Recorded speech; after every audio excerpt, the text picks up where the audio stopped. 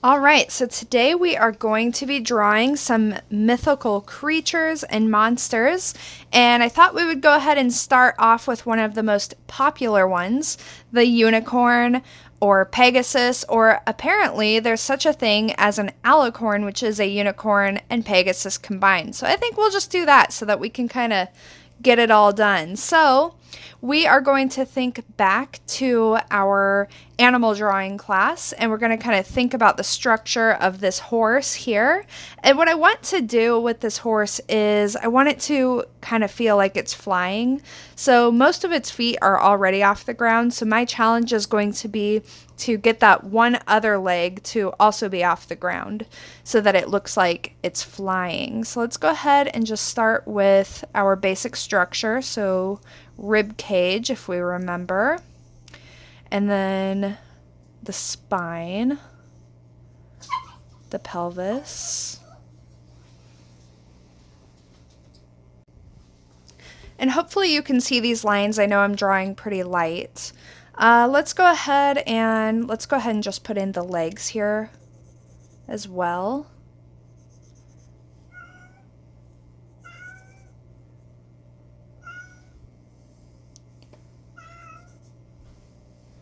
So this leg should kind of come down like this.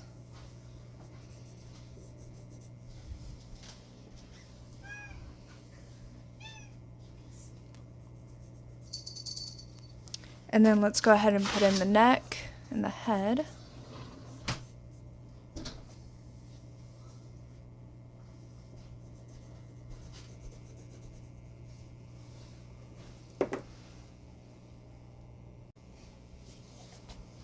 Okay, so now that we've got the basic structure in, let's go ahead and just start working on a little bit of the form in general. Might have to make some revisions here.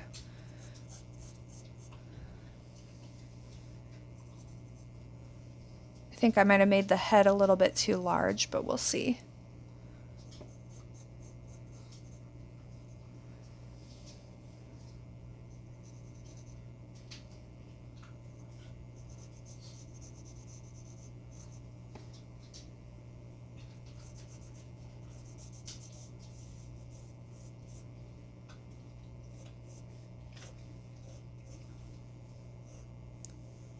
Kind of draw a big circle where this large muscle is, just so I can make sure I keep it in proportion.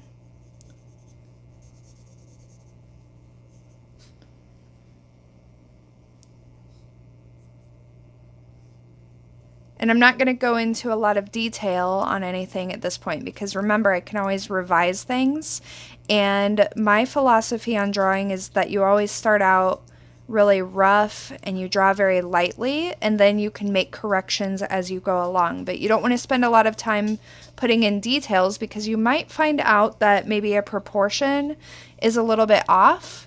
And if you have spent a lot of time putting in details and then you realize something isn't quite right, it makes it a little bit more difficult to make the corrections that you really need to be able to make because you've already invested so much of your time and your energy into that area. So keep it very light and keep it very sketchy when you're first starting out because we can always go in with more detail later. And you're going to notice too that as I go through this alicorn, I'm really only focusing on the horse at this point, and I have another photo reference for the wing. I really don't have a photo reference for the horn. I'm just going to kind of wing it, I guess. And but I would say that if you wanted to find a good reference photo for a horn, you know, you might look at a narwhal whale. That's usually a pretty popular way to depict a unicorn horn.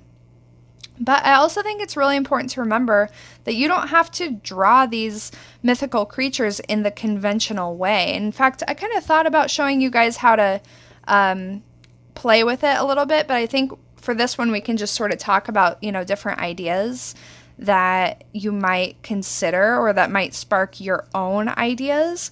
But I kind of thought about, instead of using a horse for my alicorn, I thought about using like a goat. So it would be just a little bit different from what we usually think of as a unicorn or a Pegasus. I thought that might be kind of fun. It looks like this front leg might be a little bit too long. So I'm just going to go ahead, kind of just play with that a little bit. A lot of times these adjustments don't have to be like a huge adjustment. Sometimes a very small adjustment really makes a big difference. So I'm just going to kind of shorten it just a little bit and see which one I like better, because I can always erase one and keep the other. I think that looks a little bit better. So I just needed to shorten that a little bit. So now that I have most of the structure done, let's go ahead and try to figure out what we're going to do with this other leg, because right now it's kind of coming down and landing on the ground. And so I think that what I want to do is actually bring it out and even maybe extend it a little bit more. It doesn't have to be doing the exact same thing as this other leg out front. So maybe we'll kind of, here's the joint right here. We'll just kind of bring it out maybe a little bit further, because I feel like that adds a little bit of action as well.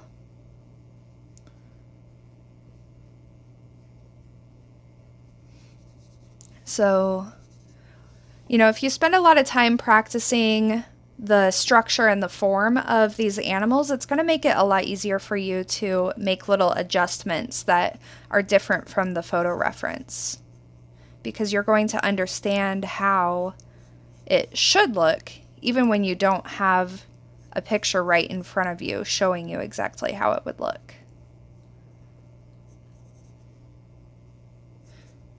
Okay, let's go ahead and just kind of mark in where the eye is. And I'm going to kind of mark the tail in, but again, we're keeping everything very light and sketchy right now. I really like how much action this tail has and how like high it goes up, so I want to kind of keep that in. I think that's kind of cool.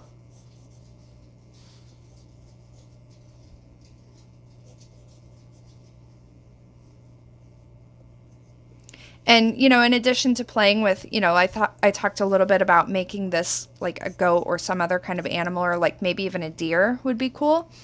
You could also play with, you know, different aspects of the creature. Like I could make the tail almost like a, it's hard to describe, but almost like a fish tail. And just different things like that. So you don't always have to just stick in line with what is conventional. Even when you're doing these kind of mythical creatures, you really should experiment with just letting your imagination take over and just try different things, because you might end up creating your very own mythical creature or monster. Okay, so now let's go ahead and put in the wings, and I think I'll have my wings, it's important to kind of think about where you want the wings to be coming out. So, you know, you could really put them anywhere, but I think we'll do this as more of a conventional Pegasus or alicorn. We'll put the wings about right here.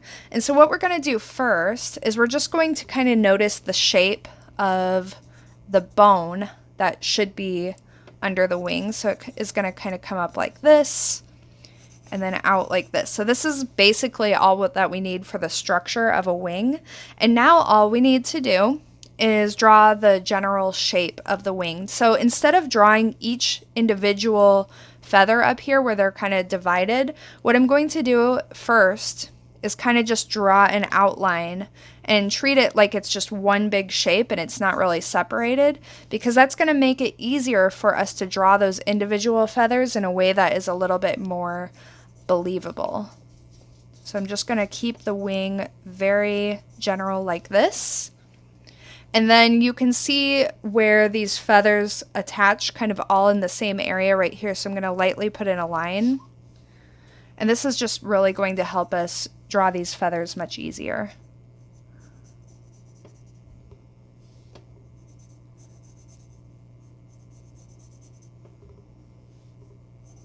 And so I'm just noticing how they kind of fan out. And as they get more to the back edge of the wing, they spread out a little bit more and they start getting a little bit shorter. And then for the rest of the wing, we can just kind of very lightly give it some texture. A little bit of contour to show these feathers.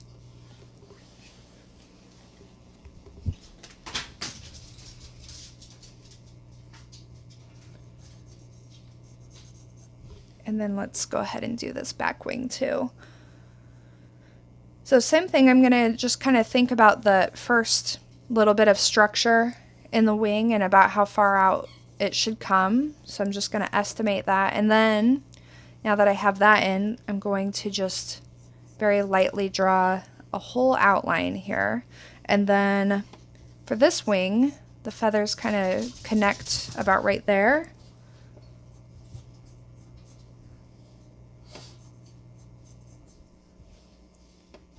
But you can see how using photo references from actual animals really helps us to make everything just look more believable and realistic. And that might not always be your goal, but I think it's a really good starting place. Okay, so now we've basically got the horse, the wings, we need a little bit of the horn. So what I usually do if I draw a unicorn horn, to make sure that it's nice and straight, I'm going to draw a straight line coming out. I'm going to decide how long I want the horn to be. And then from there, I can lightly put in the outline of the horn around that initial line. So that kind of helps me to keep everything very straight. All right. And let's go ahead now and just put in a little bit more detail into this drawing. So I'm going to go back to my horse here. And I think I'll keep it light in color. But you could also experiment, you know, if you want to start getting into color, you could experiment with making your creatures, you know, really unique colors and experimenting with that.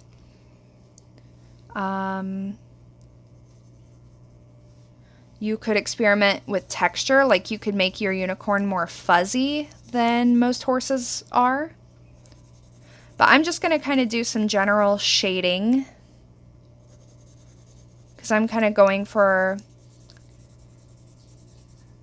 a realism kind of look for my unicorn here.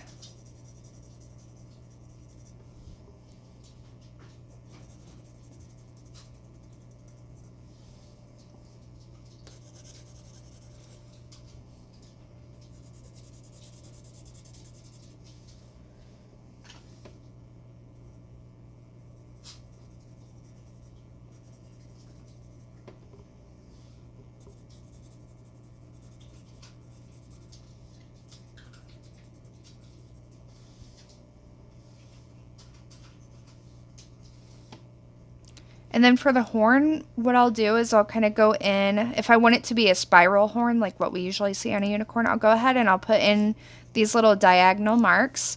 And then once I have those in, I'm going to just adjust the contour of the horn so that it feels like the horn is sort of wrapping or spiraling around the center. And it helps to have those little diagonals in place so that you kind of know where all these little bumps should be. All right, so that's pretty good for the horn. I don't know that I need to do a whole lot more with that. So I'm just going to continue with some of my shading. We'll get a little bit of shading into the mane so it stands out more.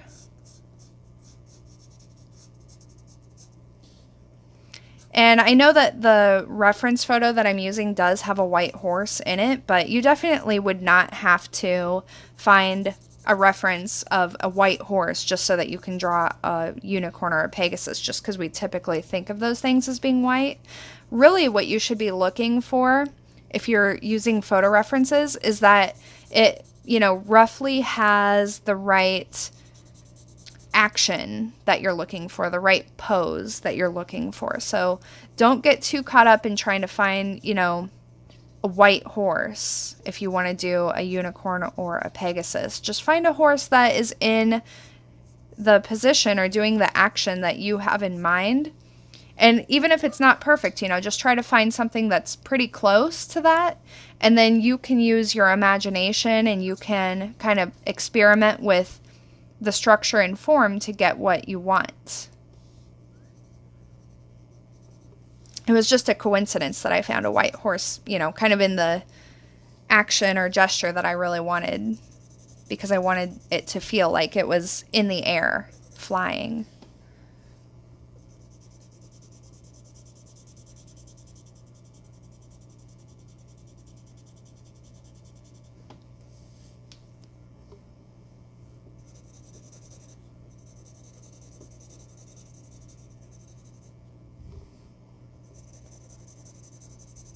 And you can also experiment with, you know, foreshortening. You don't have to, you know, draw the animal in the same position. You can just try to experiment with drawing it from different angles. And since it's an imaginary creature, then, you know, you really don't have to worry about it being accurate in every single way. And so I hope that it frees up your mind and just allows you to kind of be very experimental with your drawing skills. You know, don't get too caught up in trying to copy every little detail from a photo reference that you have.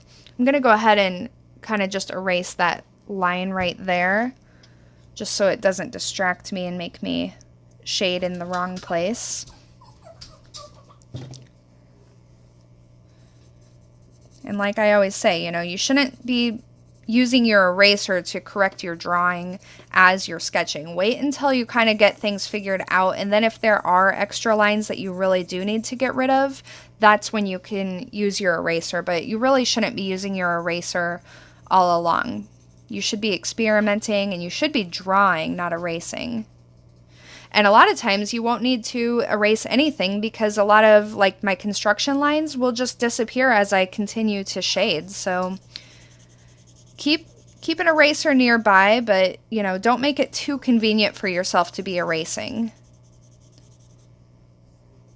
I don't erase very often, and I often lose all of my erasers because I don't keep track of them very well.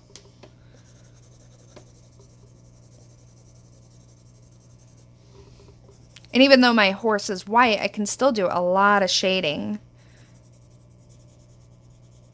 And as long as I leave some areas really light and white, then that shouldn't, all the shading shouldn't really make it feel like it's not a white horse. It'll still feel like a white horse as long as I leave a couple areas nice and light. And let's go ahead. We'll just finish shading the horse before we get into the wings, actually. And I hope that my dogs are not bothering you guys in the background, but, you know, as usual. They're behind me wanting to go outside, and then as soon as I let them go outside, they're going to be begging to come back in and scratching on the door. So it's cold outside, so I'm just going to have them stay in today. So they might be whining in the background a little bit.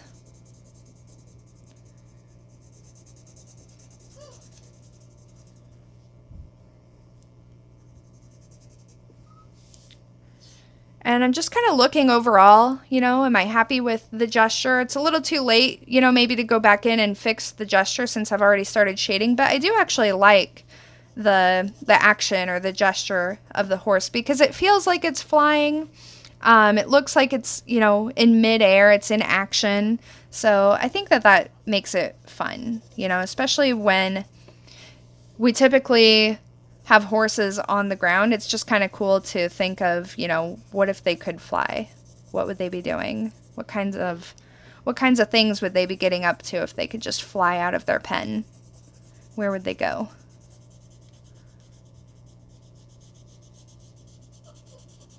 Adding some darker shading, a few areas. We're just about done shading our horse. Let's kind of work on the tail just a little bit. And like I always say with, you know, whether it's a tail or a mane or hair or, you know, anything like that where we know that there's like just thousands and thousands of strands of hair, just try to think of it as one big shape and then use texture to give it that kind of wispy feel of hair.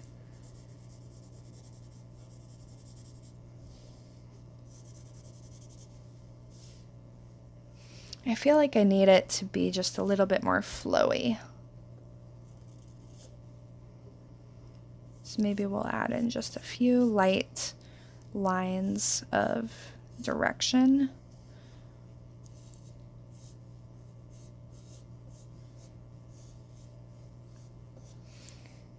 And notice too, you know, when you're drawing hair or a tail, notice how, you know, things are kind of going in different directions. Not everything is just following the same exact direction.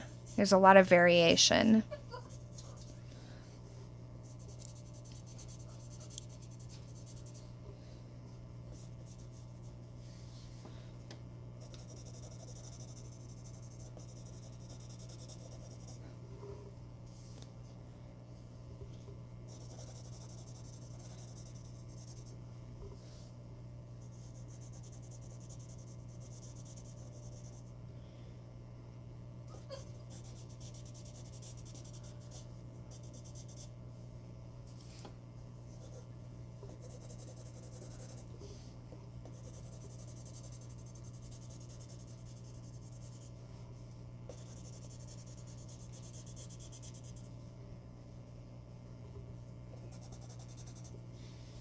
Okay, so let's go back to the wings. And so the wing reference that I used is this eagle. So obviously the wings here are very dark, and I kind of want to keep the wings in here very light. I'm going to go ahead and just slightly erase some of these construction lines that I have,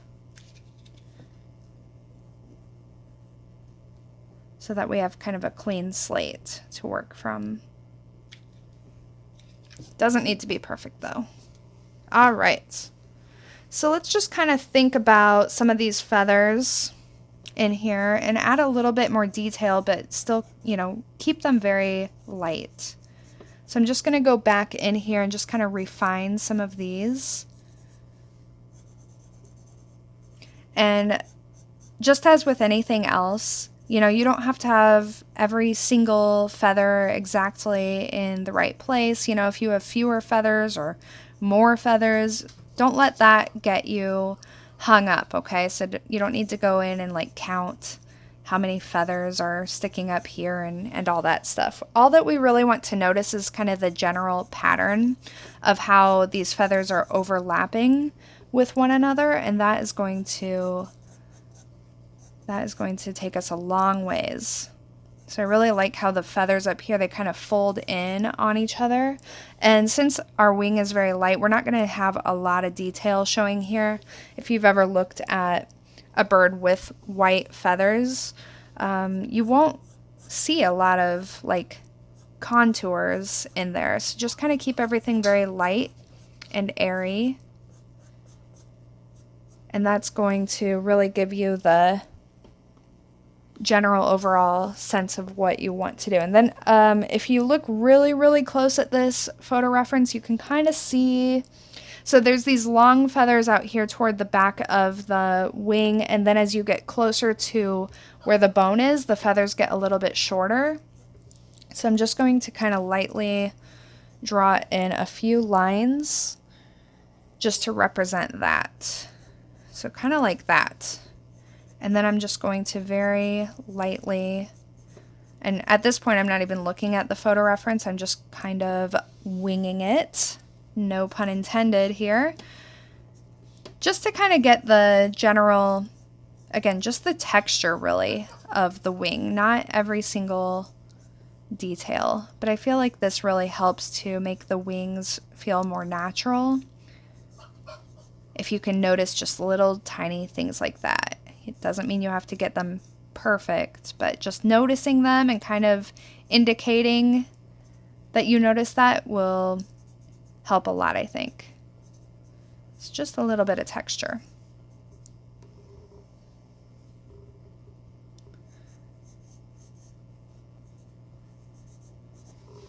Okay, so that looks pretty good, I think. And then on this wing back here, we're going to kind of do the same thing, but since it's more in the background, I'm not even going to put as much detail into this wing as I did into that wing.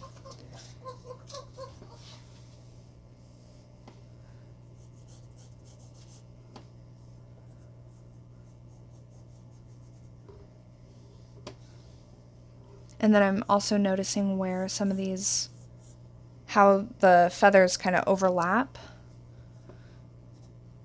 These ones all kind of meet about right here.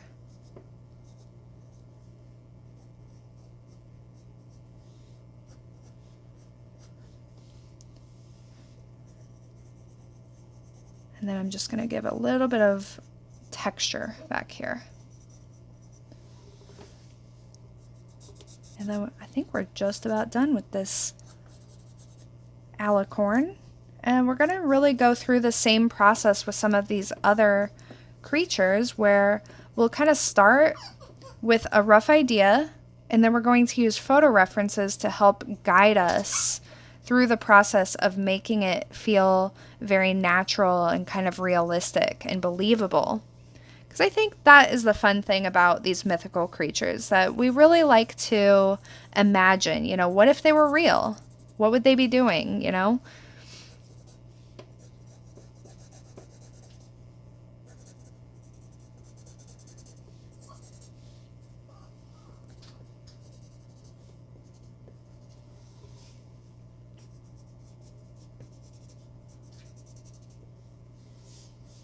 Okay, so let's go ahead and do another creature. And now I want to show you how to do another mythical creature that we all know and love. And this one, we will get to use our skills of drawing animals and our skills of drawing people, because we are going to do a mermaid. So what I found here is just a picture of a girl underwater. You can find lots of pictures of people swimming, and I think that, you know, doing an underwater creature like a mermaid, that can be a really great way to start out, because they kind of have the overall gesture or action of being underwater. And it doesn't have to be perfect. I am going to make some changes to this one because it looks like, I don't know, it's kind of a weird picture where she's underwater, but I don't know, it's almost like she's trapped in an aquarium or something, and I don't want that. So we'll kind of just start out very loose. We're going to start out with a human form. So I'm going to start out with the head here. And I don't know, let's keep her kind of roughly in the same position. So she's going to be looking up. So we're almost drawing her head upside down. So remember, with the human head, it kind of flattens where the face is when we're looking at it from the side. And it doesn't have to be like perfect proportions or anything like that. If you spend some time kind of drawing skulls and things like that, then this is going to come pretty easy for you, but it doesn't need to be perfect by any means. And then I know her hair is kind of covering up her neck, so I'm just going to kind of roughly guess how that should look. And then her shoulder is going to be right here. And then I'm going to go ahead and draw in a rib cage. And this is a really kind of tricky pose to do. But like I said, the more that you practice doing, you know, structures and different positions for people, it's going to get easier to do trickier poses like this where things are just, you know, a little bit different than normal. Okay, and then the hip bone should be probably like that. And then this is the pelvis here. And then the legs kind of come back a little ways. And I'm only going to just kind of very loosely draw in one leg, because obviously she's going to have a fishtail. But we'll at least keep the proportions pretty similar to a human proportion. So we're just going to leave that here. And then for her arms, I don't want her arms like up like that. I think I want to make it so it looks like she's just swimming up toward the surface. So I'm just going to kind of put her arms behind her a little bit.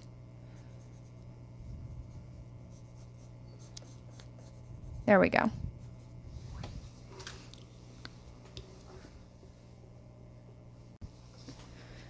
And now that we have the structure, let's go ahead and start just adding a little bit of form here. So again, this can be a little tricky with the angle of the head and the neck.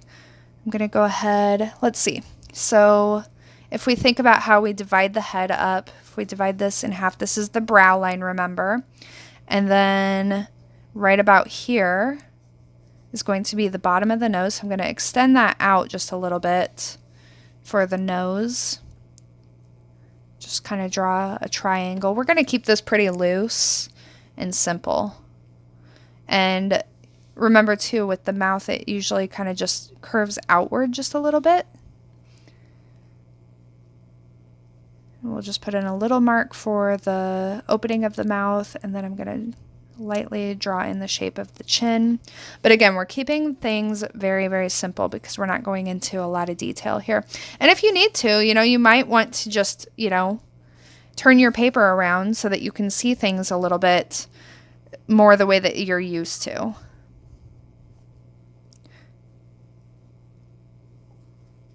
So I'm going to draw her eyebrow right there by that eyebrow line, and I'm just going to have her eye be kind of closed. All right, so we're not going to go into a lot of detail there. And then maybe we'll kind of give her some flowing hair a little bit. The photo reference is pretty good for the hair. That can be another tricky thing about doing like an underwater kind of depiction of a person. And then I think her ear, let's see, ear should be about right here. Okay.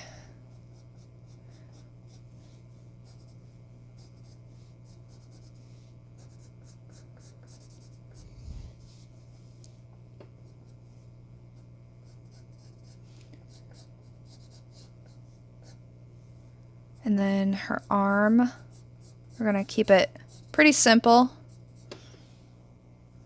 We can't really even see her other arm very well because this picture is so dark. But we're going to kind of just keep this very, very simple. And we're not going to go in and, draw individual fingers or anything like that.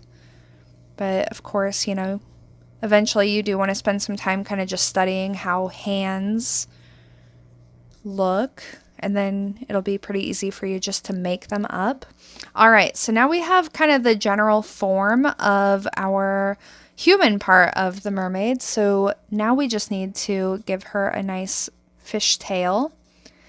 And I thought I would do something a little bit different for this, rather than drawing that like typical mermaid tail like what we see in the Disney movie. I thought we would do, I had a couple different ideas. I thought about doing a jellyfish as a tail. I thought that could be kind of cool.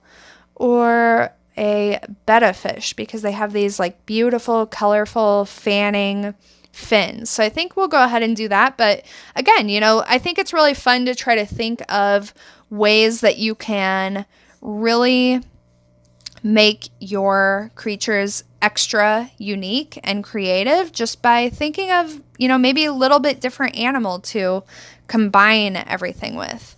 So for the betta fish, I'm going to kind of keep the tail about like this. And then this whole part is going to be where it really like fans out. So I'm just going to kind of lightly draw that in. And I'm really just using the photo reference as inspiration. I'm not going to try to copy every single detail. And I want the fins to kind of just be like really flowy in the water. And I kind of like the idea of even having like these other fins coming off of her and just almost like a big, beautiful gown.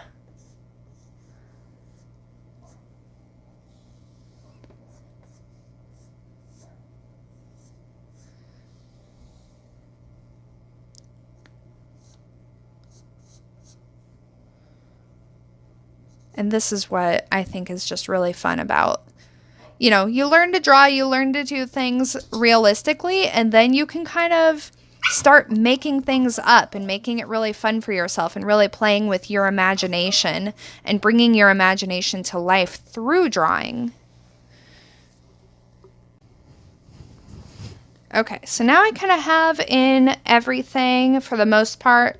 And so I want to go ahead and start doing some details. So I want to, you know, sometimes they put mermaids in like a bikini, but I think I'm just going to give her like a regular swimsuit, like what I like to wear. And we can erase some of these construction lines as well.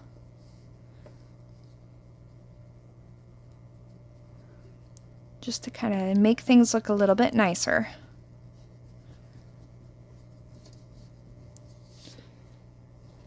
And actually, you know what? I think that I want the texture of the tail to kind of become like her, like the swimsuit top part. I think that would be kind of cool to see. Oh, I left a lot of lines on her face. Let's go ahead and just clean her face up a little bit.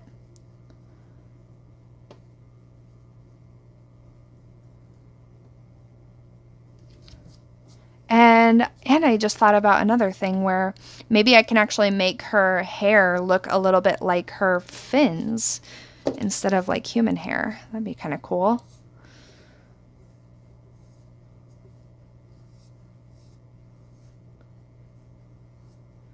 So I'm just going to add some kind of flowing fin shapes up here into her hair.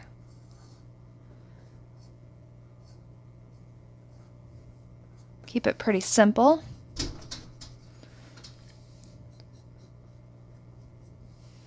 Okay, so now remember when we did the animal class and I did the tiger, and instead of going in and drawing all the stripes, you remember I did a lot of the shading first and then I put the stripes on top of the shading, and that is what I'm going to do for like the scales.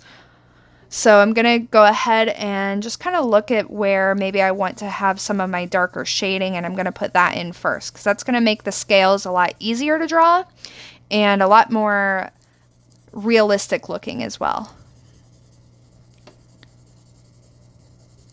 And I really kind of have to make up the shading because when I look at the picture of the girl, it is so dark. Like I can see some shading on her legs, but she's wearing some kind of black outfit, so I can't really see any shading up here. So I really just kind of have to use my imagination.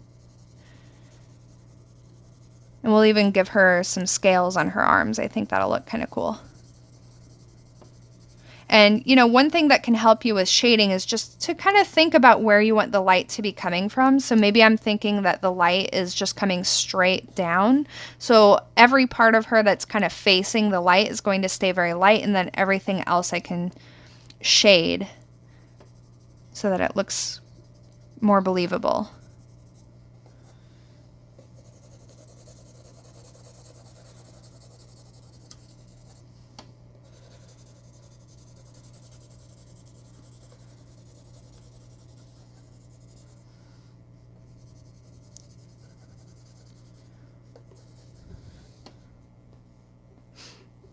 And then too, with the tail, I really like how it kind of has all these flashy colors all over the place. So I kind of, even though I'm not doing this in color right now, I just kind of want to make sure that I at least keep a little bit of indication of where some of these are, you know, because this is kind of how I would start a painting. I would do a really rough sketch, and then I would kind of maybe refine the sketch a little bit, and I would start thinking about how I want to represent different colors. So I can see some at the kind of edge of the tail fin here, there's some darker markings. So I'm just going to keep this very rough right now. And then as we go along, we will refine it. Maybe add a little bit of flowing fin right there.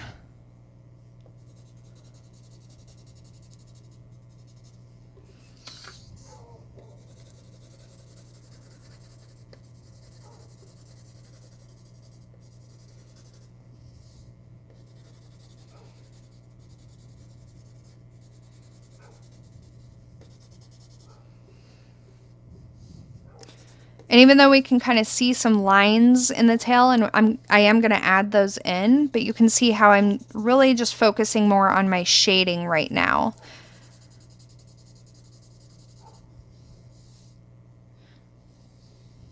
And then same thing with these fins. I think, let's darken this just a little bit.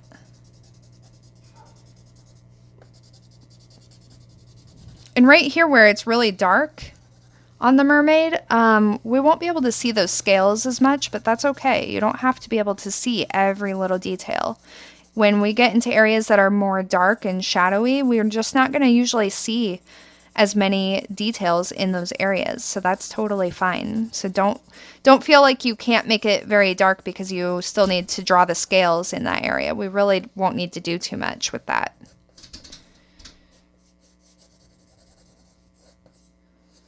So here I'm kind of paying attention to how the fin kind of wraps around itself as it's flowing through the water. And then we have another fin right here that's kind of overlapping.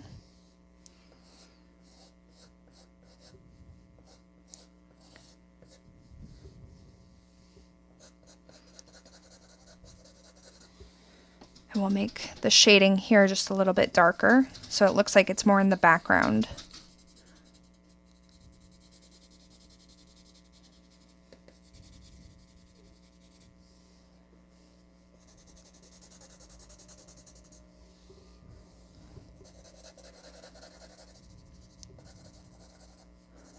And then like this fin up here that's kind of overlapping the other ones, I'll keep it lighter. It'll be the lightest one of all, so it looks different. So it looks like it's kind of sitting on top of the other fins.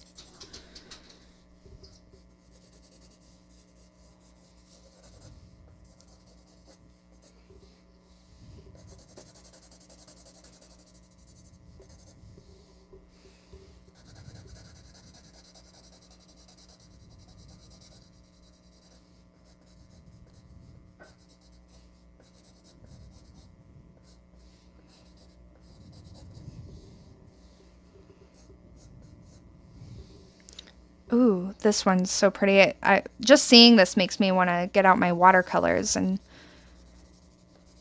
really have fun with some of these colors. Maybe I'll have to do that. And I'm just, I'm just letting her hand kind of just be very, very simple. I'm not going to go in and draw like fingers. And really, if I wanted to develop this idea further, maybe I would even make her fingers kind of like fins instead of actual fingers. So that could be something fun to play with too. But we're just going to, for this drawing, I really want to focus on the overall concept rather than, really going into a ton of details. But those are the kinds of things that I think about, when I'm trying to be really creative with my artwork and my drawing. I just start, letting my mind go in every direction that it wants to go. And, there's no such thing, of course, as a bad idea. And then let's go ahead and really make the hair feel like fins as well. So we can kind of, what I'll do, because I don't really have a reference for making the hair look like fins, I'm just going to apply some of the same things to the hair as I did to some of these other fins. So a little bit darker toward the ends. And then I can have like some overlap where, maybe this one back here is a little bit darker because it's more in the background. This one can be a little bit more in the middle.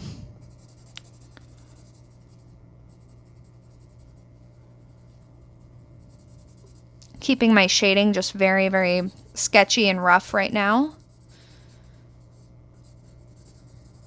And then now that I have most of my shading in place, I can go ahead and we can go in and start doing a little bit more of the details. And for the fins, I'm going to keep it pretty simple, or for the scales, I mean.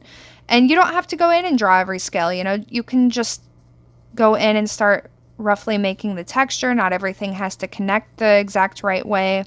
But as long as you can kind of capture the texture a little bit, that's going to, I think, really give a nice impression.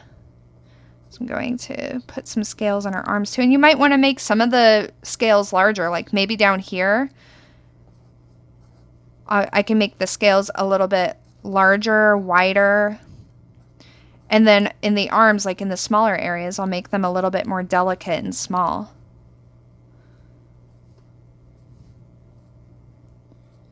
and change the directions as well, like depending on which surface you are putting the texture on top of. And like I said, you know, you can see here, even though I'm drawing in this shaded area, you really can't see the fins, and you don't need to, because it's already implied that this whole area is going to be scales. And sorry, I keep using the word fins instead of scales. So you don't need to go into the shadowy area where it's really dark and try to make the scales stand out there, because just having the scale texture everywhere else is going to help the viewer to feel like there's obviously scales everywhere. So really, drawing can be very easy. I think once you start to understand that you don't need to put in every single detail, it really becomes very easy and fun. And now I'm just going to add in some lines to kind of make the fin feel a little bit more natural and flowy.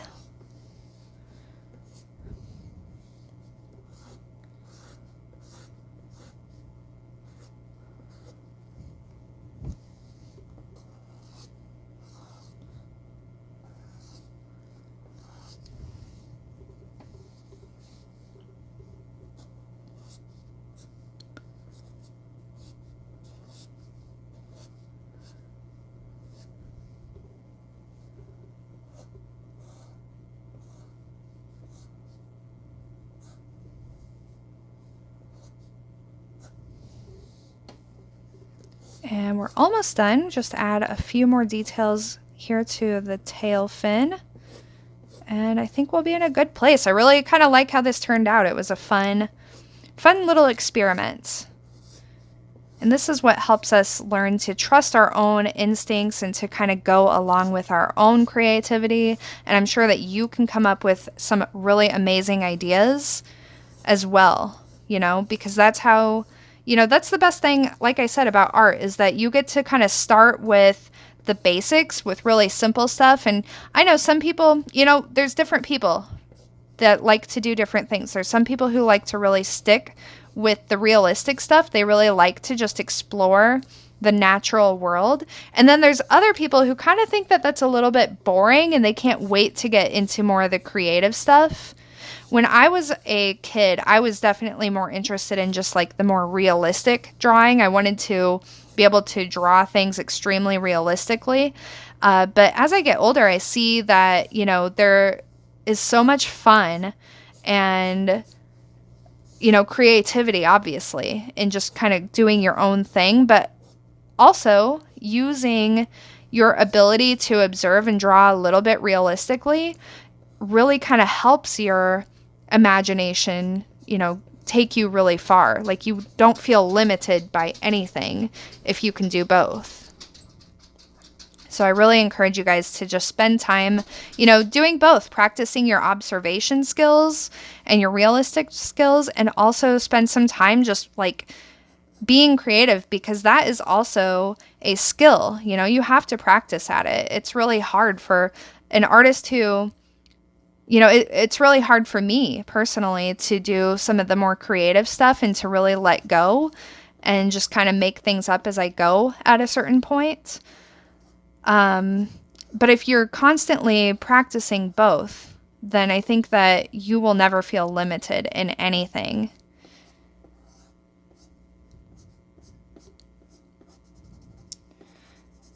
All right, so I like how this mermaid turned out. I'm just going to leave her alone at this point, because sometimes the more you do, the more chance you have of maybe messing something up. So I really like where she is right now, and let's go ahead and move on. Okay, so let's go ahead and do one more today, and then we'll do lots more in the next part of this. But I think right now, let me think, which one? I'm looking at my list. Let's do the Griffin.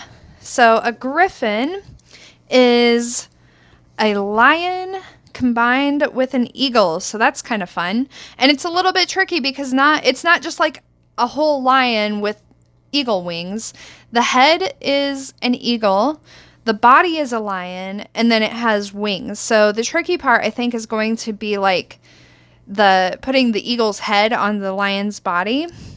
So let's go ahead though and just start. And as always, I'll start out very light and sketchy. And instead of having this one be flying, I'm just going to draw it on the ground. So I'm going to start with a rib cage and the spine. And you know, at first I was looking for like a male lion with a mane, and then I thought, well, that doesn't even matter because it has an eagle's head.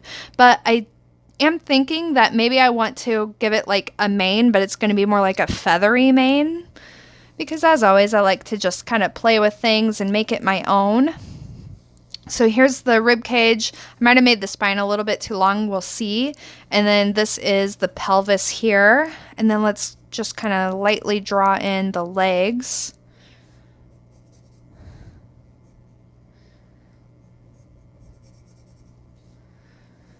That front leg anyway, and then this leg. I do think maybe I made the spine way too long. We'll see. It's an imaginary creature, so you know, however it ends up going is fine. And I'm gonna just, I don't know, well, here, let's look kind of generally at this eagle head. And I kind of like the way that it's turned back a little bit.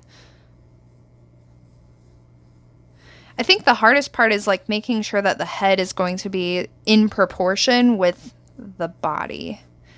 Because an eagle's skull, just, I don't know, it seems like it needs to be a little bit smaller than a lion skull for some reason. But we'll see. We'll keep everything very light, and then if I need to make changes, no problem.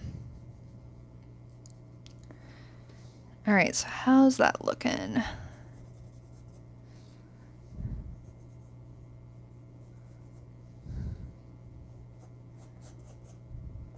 And so maybe I do need to find a male lion so I can kind of get the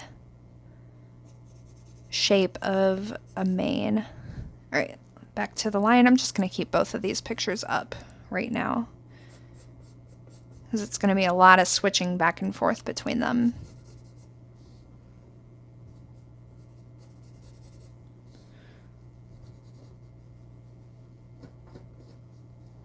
Keep the paw very general.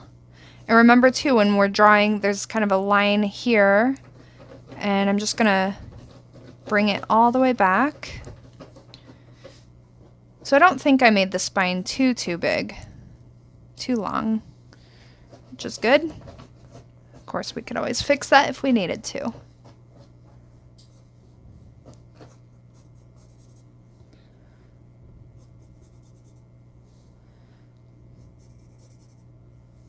And since this is standing on the ground, I'll kind of just put in a line here so I can make sure the paws are coming and meeting the ground in the same position.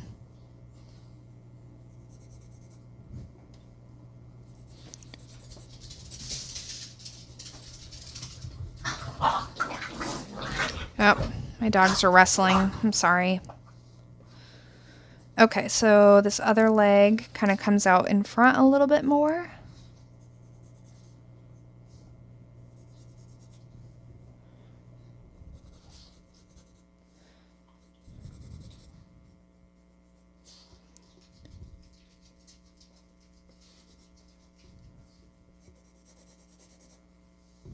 And then maybe I'll even make the tail a little bit longer than it is in the picture.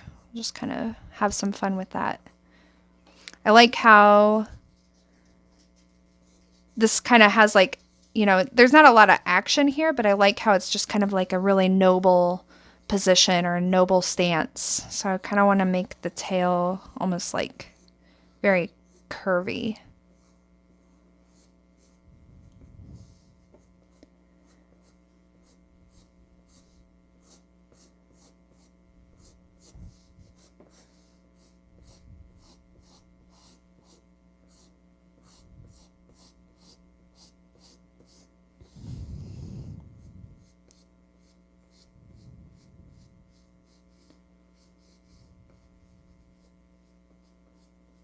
and then round it at the end.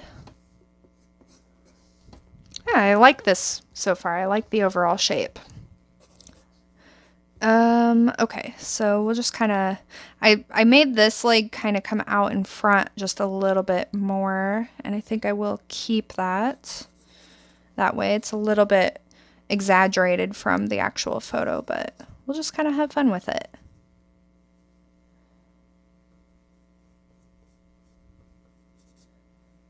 And now let's kind of just clean up some of these lines.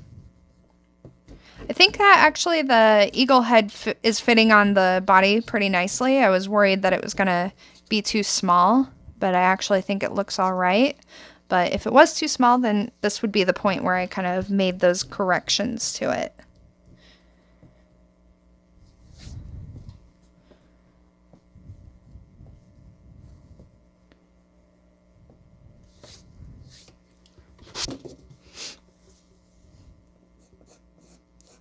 And then we'll just kind of clean up some of these lines a little.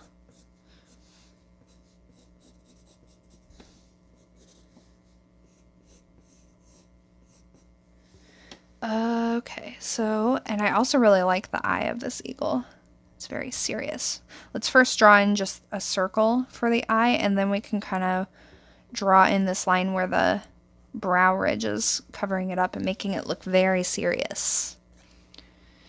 Okay, so I'm just gonna, I want to give it like a feathery mane. So I think what I'm gonna do is just, instead of looking up and trying to find like a perfect picture, I'm just going to kind of add some mass, like, I don't know, make it kind of come out a little ways, maybe. We'll see. How are we feeling about this? I kind of like it. That's all right.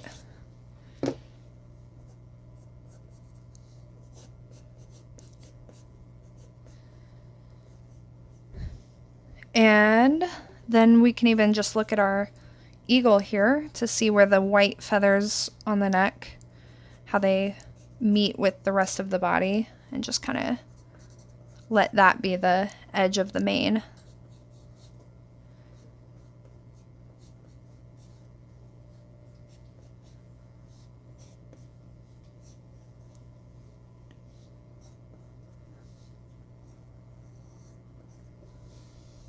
I like that. Okay. We are getting somewhere. Just kind of draw in the beak a little bit more.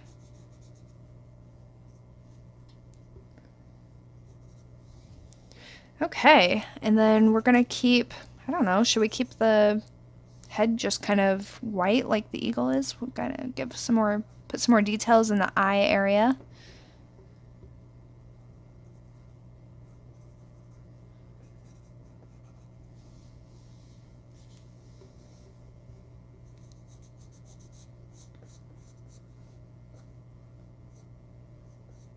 And then just add maybe, just use our imagination for some of this to make it just kind of look cool.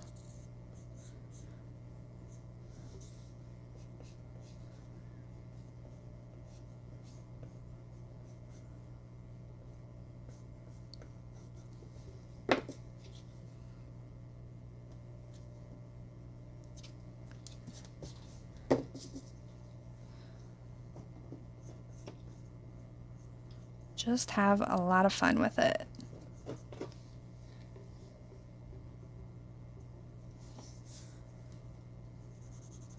You know what? I totally forgot about the wing. I was just like so caught up in the mane that I totally forgot we still need to put the wing on, but we'll just go ahead and add a few more details to the body. I'm not gonna, probably won't go through and do like tons and tons of details on this one because we're probably getting close to running out of time here, but just at least get it started. So the wings for this one, I wanted to do a little bit differently. I didn't want to put, obviously, the wings like they're flying because he's not flying, but I also didn't want them to be down all the way because I don't think that's very fun to draw, and I'm all about just making this super fun for myself right now. So instead of using eagle wings, because I just couldn't find any reference photos of eagle wings in the position I want, I found this hawk, and I kind of like its wings. So let's see. I think I'll connect them about right here. And then I'll draw in the structure. But I like how, you know, they're sort of like, there's a little bit of action to them, but not too much.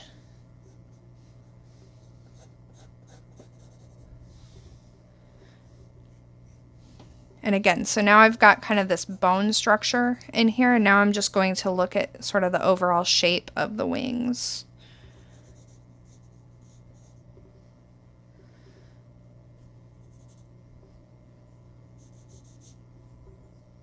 Maybe they need to go back a little bit further, be a little bit bigger.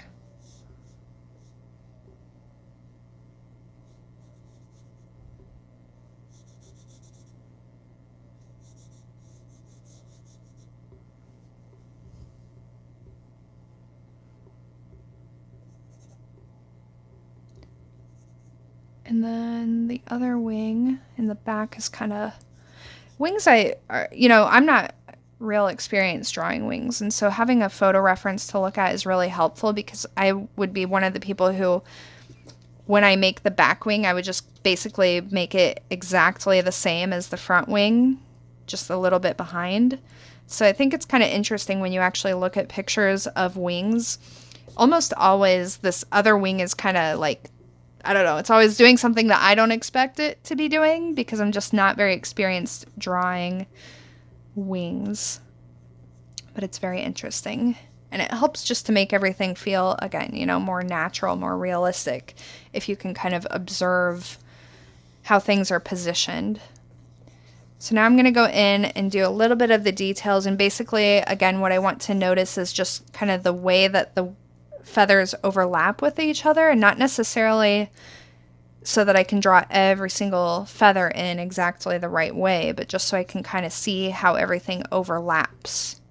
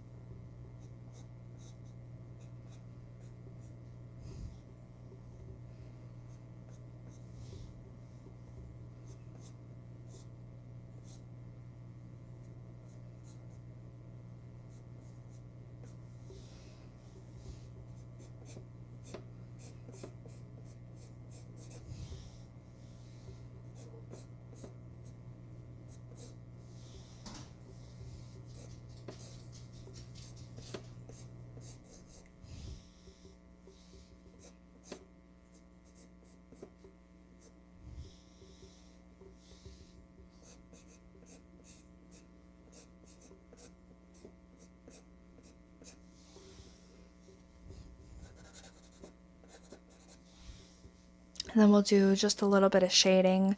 But I'm not, again, with this one, I'm just not going to go into a ton of detail, but you can kind of see, you know, what I would do if I wanted to put in a lot of detail into this. I would obviously go in and do all of my, you know, shading first, and then I would start, you know, putting in a little bit of texture where it needed it. For this line, I don't see, you know, it needing tons and tons of texture, except obviously in the wings there's a lot of texture.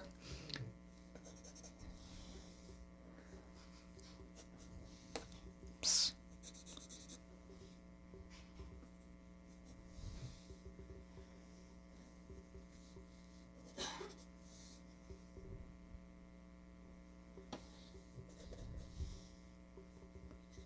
But, you know, on the body of the lion, even though it does have fur, it's really short fur. And so there's really, other than doing the shading, I don't think there's a lot else that you would really need to do to make it feel really natural and realistic.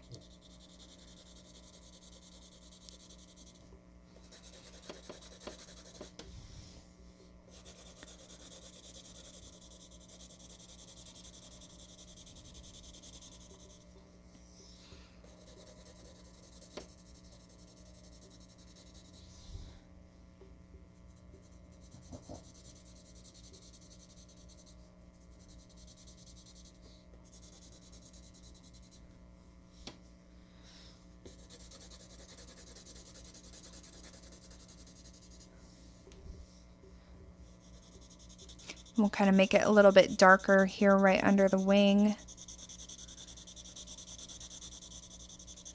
Like the wing is casting a little bit of a shadow.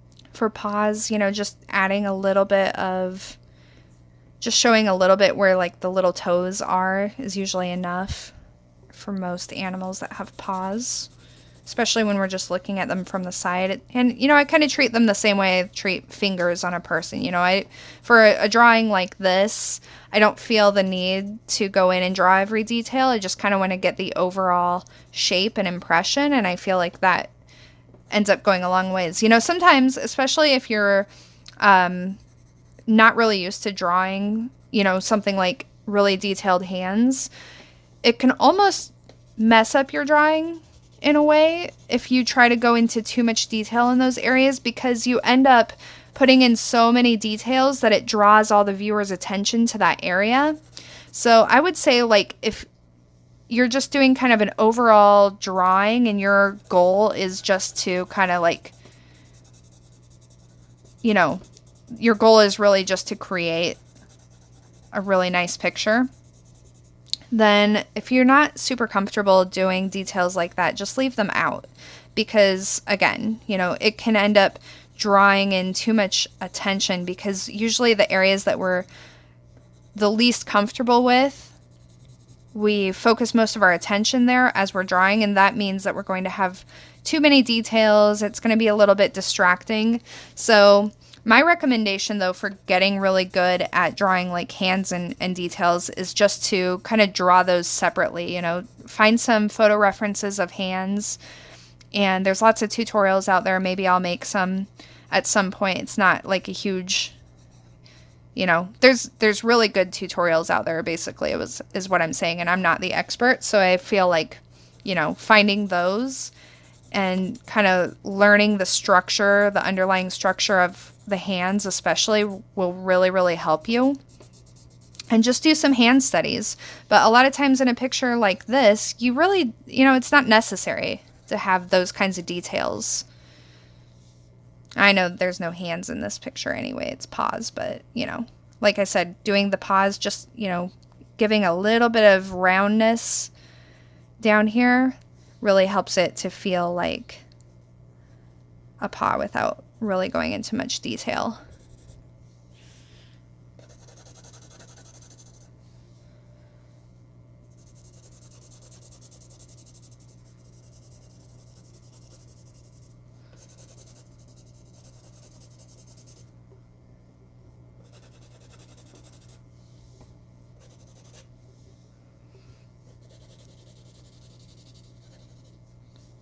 And then for this wing back here, I think I'll just make it kind of dark, but very, very simple. Not even close to even the details that I have in here, which I really don't have any details anywhere. It's mostly just, you know, making some of the feathers stand out a little bit more, and then allowing the eye of the viewer to kind of fill in the blanks where there isn't as much detail. Because again, drawing is really a lot easier than people think that it is. People think you have to go in and do every single little detail, but a lot of times you're better off and you're going to have more success if you kind of just allow some things to be implied rather than drawing them explicitly. That's a big lesson that I've learned over time.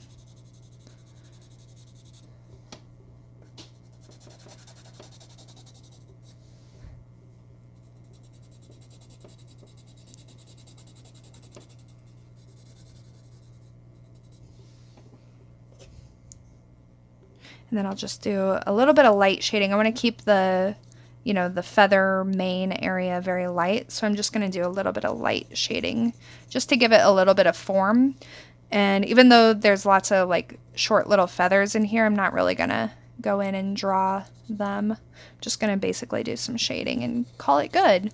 And then we're going to be doing some more creatures in the next video. And I'll probably go through those a little bit faster, but in this video today, I just really wanted to focus on showing you how to combine references and also how to, you know, take some freedoms, some artistic liberties to accomplish things that you want to accomplish, even if you don't have an exact reference to work from. And I really want to emphasize too, you know, the more time you spend working on your realistic skills, you know, observing real things and trying to draw them and understanding the structure, the easier it's going to be for you to kind of take your freedoms and run wild with them and really create things strictly out of your imagination and really have fun with it. All right, so I'm going to call this one good. Hope that you guys enjoyed learning these couple of creatures, and we're going to be coming back tomorrow for more. So I'll see you then.